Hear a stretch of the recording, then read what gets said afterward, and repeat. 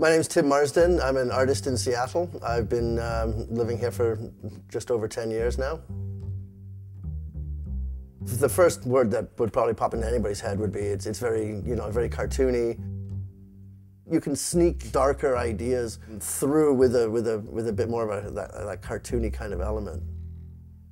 There's a series of work that I've done, which is Everything in the World, volumes 1 through 10. The vanity of even having the idea of being able to chronicle everything in the world is kind of an absurd notion.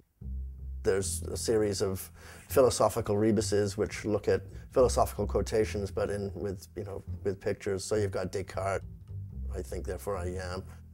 I've also done a series of the 7 words you can't say on television. 7 words you can't say on television from George Carlin's famous monologue.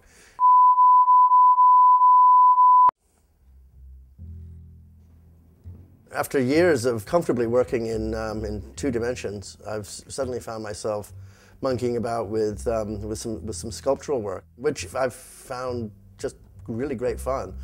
And I'm keeping that painting element in there as well.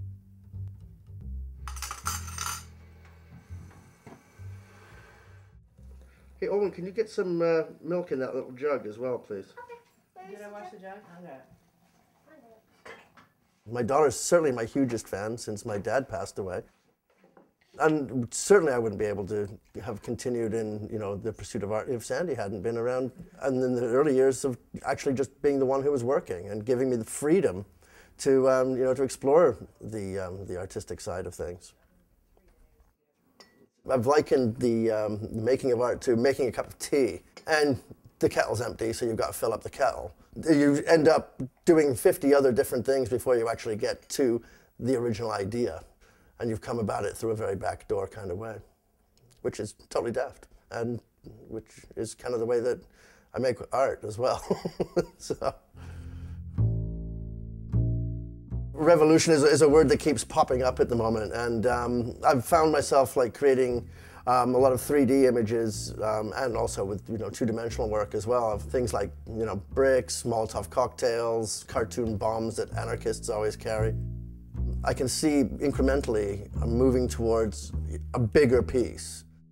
I've found a lot of inspiration from Goya's work, not so much stylistically, but certainly some of the subjects that he's addressing, like things of hypocrisy and elements of absurdity, and that whole idea of people treating each other badly for no apparent reason whatsoever when we really could do better.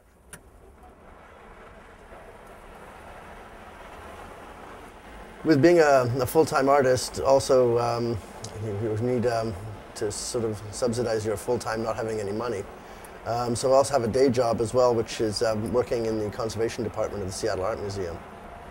I'm basically the conservation dog's body, which means that I do pretty much what I'm told.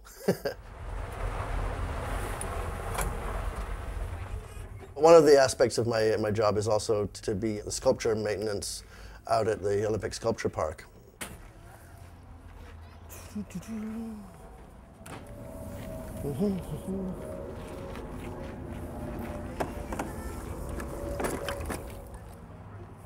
On a sunny day in the spring or the fall, it's absolutely fabulous. It's not as appealing on a completely rainy, stormy day. So I'm interested in absurdity, which probably goes along with why I can do a job like getting a 30-foot brush out and cleaning the top of a cauldron.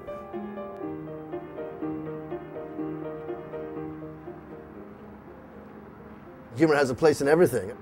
The various things that are going on in the world at the moment are truly serious matters. But the point is that there's a clownish aspect to all of it as well. And I think that should be pointed out. Gallows humor is some of the funniest. It's when you're really, really up against it and you can still somehow manage to laugh. Only because you're not crying, then I think you've got a better chance of coming through the other side.